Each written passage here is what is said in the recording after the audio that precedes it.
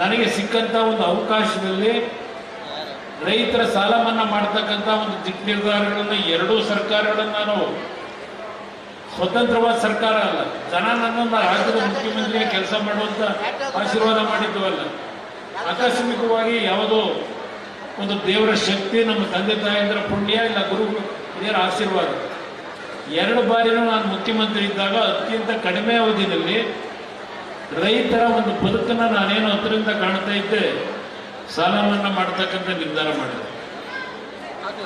ನಾನು ಸಾಲ ಮನ್ನಾ ಮಾಡ್ತಕ್ಕಂಥ ನಿರ್ಧಾರ ಮಾಡ್ತಕ್ಕಂಥದ್ದು ನಾನು ಘೋಷಣೆ ಮಾಡಿದಾಗ ಎಲ್ಲಿದೆ ದುಡ್ಡು ಹೋಗ್ತಿದ್ರು. ನಾನು ಇವತ್ತು 2,000 ರೂಪಾಯಿ ಕೊಡ್ತಾ ಇರ್ತಕ್ಕಂಥದ್ದಕ್ಕೆ ಸರ್ಕಾರಕ್ಕೆ, ನನ್ನ ನಾಡಿನ ಒಂದು ಮಹಿಳಾ ಸಮಾಜದ ನನ್ನ ತಾಯಂದಿರೇನಿದ್ದೀರಿ, ನಾನು ಸರ್ಕಾರಕ್ಕೆ ಸಂಪೂರ್ಣವಾದಂಥ ಅಭಿನಂದನೆ ಸಲ್ಲಿಸ್ತೀನಿ. ಆದರೆ ನೀವೇನು ಹೇಳ್ತಾ ಇದ್ದೀರಿ, ಪ್ರತಿ ವರ್ಷ ನಮ್ಮ ಮಹಿಳಾ ಮತ್ತು ಮಕ್ಕಳ ಇಲಾಖೆಯಿಂದ 28,000 ರೂಪಾಯಿ ಕೊಡ್ತೀವಿ, 28,000 ಕೋಟಿ. ಈ 3 ವರ್ಷದಲ್ಲಿ ಬಹುಶಃ ಗೃಹಲಕ್ಷ್ಮಿ ಯೋಜನೆ ಅಡಿಯಲ್ಲಿ ಸುಮಾರೊಂದು 75-80 ಕೋಟಿ ಕೊಟ್ಟಿದ್ದೀರಿ. ಸಾಲ ಎಲ್ಲಿ ಹೋಗ್ತಾ ಇದ್ದೇವೆ? ಇವತ್ತು 8,24,000 ಕೋಟಿ ಸಾಲಕ್ಕೆ ಹೋಗಿದ್ದೇವೆ. ಬಹುಶಃ ಮುಂದಿನ ವರ್ಷ, ಈ ವರ್ಷ ಏನು 1,32,000 ಕೋಟಿ ಸಾಲ ಮಾಡ್ತೀವಿ ಅಂತ ಹೇಳಿದ್ದಾರೆ.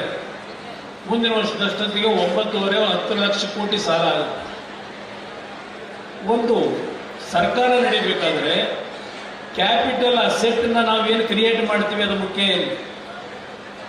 ಕ್ಯಾಪಿಟಲ್ ಅಸೆಟ್ ಅನ್ನು ನಾವು ಎಲ್ಲಾದರೂ ಎಡವಿ ಹೋದಾಗ ಮುಂದಿನ ದಿನಗಳು ಅತ್ಯಂತ ಕರಾಳವಾದಂಥ ದಿನಗಳನ್ನು ನಾವು ಕಾಣ್ತೇವೆ. ನಾನು ಈಗಲೂ ನನ್ನ ಸಹೋದರಿಗೆ ಹೇಳ್ತಕ್ಕಂಥದ್ದು, ನಿಮ್ಮ ಮುಖ್ಯಮಂತ್ರಿಗಳಿಗೆ ಸ್ವಲ್ಪ ತಿಳುವಳಿಕೆ ಹೇಳಿ, ಸರ್ಕಾರದ ಅಂಕಿಅಂಶಗಳನ್ನು ಕಾಗದದಲ್ಲಿ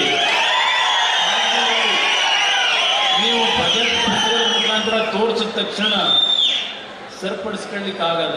ನಾನು 2 ಬಾರಿ ಮುಖ್ಯಮಂತ್ರಿಯಾಗಿ ಕೆಲಸ ಮಾಡಿದ್ದೇನೆ. ಆಕಸ್ಮಿಕವಾಗಿ ಆದಂಥ ಅನುಭವಗಳು ನನಗೂ ಏನಿದೆ. ನಾನು ಸರ್ಕಾರದ ಬಗ್ಗೆ ಟೀಕೆ ಮಾಡಲ್ಲ.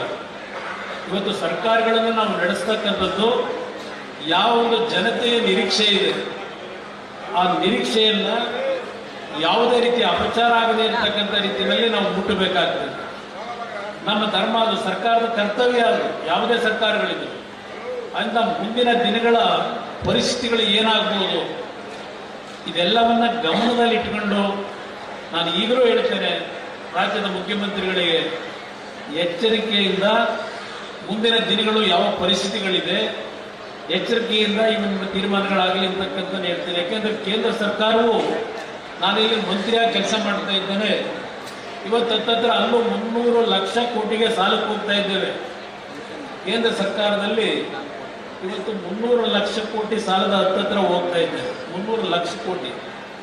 ಆದರೆ ಹಲವಾರು ರೀತಿಯ ಕ್ಯಾಪಿಟಲ್ನ ಒಂದು ಅಸೆಟ್ನ ಕ್ರಿಯೇಟ್ ಏನು ಮಾಡಬೇಕು.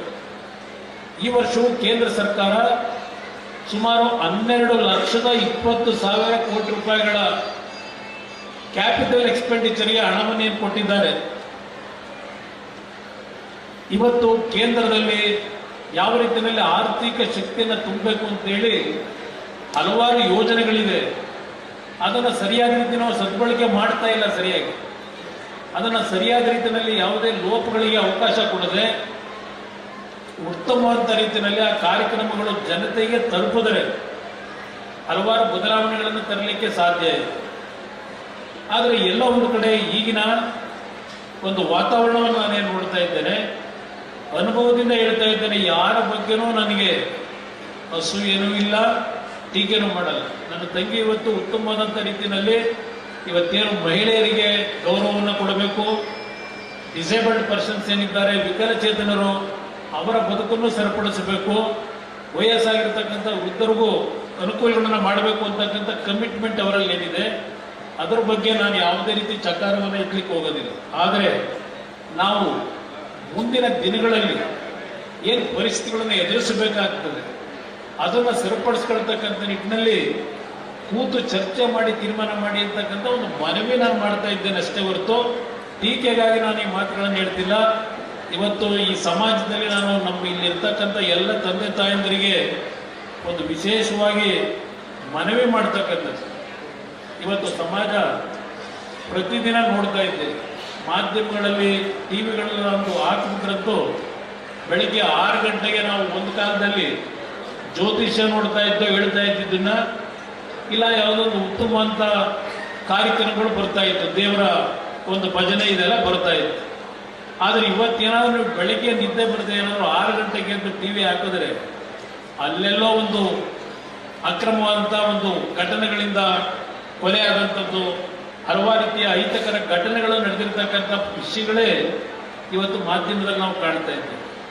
ನಾನು ನಿಮ್ಮಲ್ಲಿ ಕೈ ಜೋಡಿಸಿ ಮನವಿ ಮಾಡ್ತಕ್ಕಂಥದ್ದು, ನಮ್ಮ ಹಳೆಯ ಸಂಸ್ಕೃತಿ, ಆ ಒಳ ಹುಟ್ಟಿದವರು ತಂದೆ ತಾಯಂದ್ರ ಬಗ್ಗೆ ಗೌರವವನ್ನು ಕೊಡ್ತಕ್ಕಂಥದ್ದು, ಗುರು ಹಿರಿಯರಿಗೆ ಗೌರವ ಕೊಡ್ತಕ್ಕಂಥದ್ದು, ಈ ಸಂಸ್ಕೃತಿಯನ್ನು ನಾವು ಉಳಿಸಬೇಕು ಅನ್ನೋದು ನನ್ನ ಅಭಿಪ್ರಾಯ. ಇಲ್ಲದ್ರೆ ನಾವು ಶ್ರೀಮಂತಿಕೆ ಪಡೆದ್ರು, ಎಷ್ಟು ಆಸ್ತಿ ಸಂಪಾದನೆ ಮಾಡಿದ್ರು ಅದು ವ್ಯರ್ಥ ಅನ್ನೋದು ನನ್ನ ಅಭಿಪ್ರಾಯ. ಪ್ರತಿನಿತ್ಯ ನಾವು ಇತ್ತೀಚಿನ ದಿನಗಳಲ್ಲಿ ನೋಡ್ತೇವೆ, ದೇವಸ್ಥಾನಗಳಿಗೆ 3 ಮೈಲಿ 10 ಮೈಲಿ ಕ್ಯೂ ನಿಂತ್ಕೊತೀರಿ, ದೇವ್ರಿಗೋಗಿ ಕೈ ಮುಗಿತೀರಿ. ಆದರೆ ನಾವು ನಡ್ಕೊಳ್ತಕ್ಕಂಥ ರೀತಿಗಳೇನಾಗಿದೆ, ಹಲವಾರು ಕುಟುಂಬದಲ್ಲಿ ಒಡ ಹುಟ್ಟಿದವರೇ ಇವತ್ತು ಒಬ್ರಿಗೊಬ್ಬರಿಗೆ ಘರ್ಷಣೆ ಮಾಡಿ ಜೀವ ಕಳ್ಕೊಳ್ತಕ್ಕಂಥದ್ದು, ಜನ್ಮ ಕೊಟ್ಟಂಥ ತಂದೆ ತಾಯಂದ್ರನ್ನೇ ಇವತ್ತು ಅವರ ಜೀವ ತೆಗೀತಕ್ಕಂಥದ್ದು, ಇಂಥ ಒಂದು ಪರಿಸ್ಥಿತಿ ಏನಿದೆ.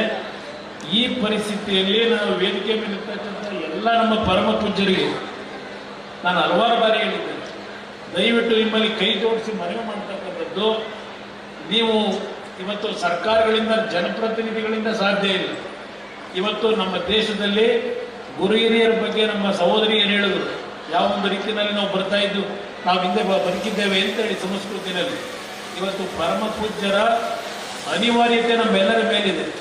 ಕುಟುಂಬಗಳಲ್ಲಿ ಒಂದು ಉತ್ತಮ ಅಂತ ವಾತಾವರಣವನ್ನು ನಿರ್ಮಾಣ ಮಾಡ್ತಕ್ಕಂಥ ನಿಟ್ಟಿನಲ್ಲಿ ಇವತ್ತು ಏನು ಇಂಥ ಒಂದು ಧಾರ್ಮಿಕ ಸಮಾರಂಭಗಳಲ್ಲಿ ಉತ್ತಮವಾದಂಥ ರೀತಿಯ ಸಂದೇಶಗಳನ್ನು ಪ್ರತಿ ಕುಟುಂಬಗಳ ತಂದೆ ತಾಯಿಗಳ ಹೃದಯದಲ್ಲಿ ಆ ಒಂದು ಬಾಂಧವ್ಯವನ್ನು ಉಳಿಸಿ ಬೆಳೆಸ್ತಕ್ಕಂಥ ನಿಟ್ಟಿನಲ್ಲಿ ಪರಮ ಪೂಜ್ಯರಿಂದ ಇವತ್ತು ಸಂದೇಶಗಳು ಬರ್ತಕ್ಕಂಥ ಮುಖಾಂತರ ಪರಮ ಪೂಜ್ಯರು ಇವತ್ತು ಈ ನಾಡಿನ ಒಂದು ಹಲವಾರು ರೀತಿಯ ಸಮಸ್ಯೆಗಳಿಗೆ ಪರಿಹಾರ ತರಲಿಕ್ಕೆ ನಿಮ್ಮಗಳ ಕೈಯಲ್ಲಿ ಸಾಧ್ಯ ಅಂತಕ್ಕಂಥದ್ದು ನನ್ನ ಅಭಿಪ್ರಾಯ. ಆ ನಿಟ್ಟಿನಲ್ಲಿ ನಿಮ್ಮಿಂದ ಈ ಸಮಾಜ ಉಳಿಯತಕ್ಕಂಥ ಕೆಲಸಗಳಾಗಲಿ ಅಂತೇಳಿ ಪರಮ ಪೂಜ್ಯರಲ್ಲಿ ನಾನು ಮನವಿ ಮಾಡಿ ಇವತ್ತಿನ ಈ ಕಾರ್ಯಕ್ರಮಕ್ಕೆ ನನಗೆ ಬರಬೇಕು ಅಂತಕ್ಕಂಥ ಪರಮ ಪೂಜ್ಯರನ್ನು ಏನು ಆಹ್ವಾನ ನೀಡಿದರು ಅವರಿಗೆ ನನ್ನ ಭಕ್ತಿಪೂರ್ವಕ ನಮನಗಳನ್ನು ಸಲ್ಲಿಸಿ ನಾನು 2 ಮಾತುಗಳನ್ನು ಮುಗಿಸ್ತೇನೆ. ಜೈ ಹಿಂದ್, ಜೈ ಕರ್ನಾಟಕ ಮಾತು. ಒಬ್ಬ ವಿಶ್ರಾಂತ ಪ್ರಾಧ್ಯಾಪಕನಾಗಿ ಕುಮಾರಣ್ಣವರ ಮಾತುಗಳನ್ನು ಕೇಳಿದಾಗ, ಮೊದಲು ಕುಟುಂಬದ ನೆಮ್ಮದಿಯನ್ನು ಕಾಪಾಡಿಕೊಳ್ಳಿ, ಕುಟುಂಬದ ನೆಮ್ಮದಿ ಮುಖ್ಯ, ನೆಮ್ಮದಿ ಇಲ್ಲದ ಬದುಕೋದು ಬದುಕಲ್ಲ. ನಮ್ಮ ಪ್ರಾಚೀನರು ಎಂಥ ನೆಮ್ಮದಿಯ ಬದುಕನ್ನು ಮಾಡ್ತಾ ಇದ್ರು, ಆ ಬದುಕಿಗೆ ನಾಂದಿಯಾಡೋಣ. ಪಾರಮಾರ್ಥಿಕ ಪೀಠ ಪೂಜ್ಯರು ಅವರೋಗ ವೈದ್ಯರಾಗಿ ಕೆಲಸವನ್ನು ಮಾಡಲಿ.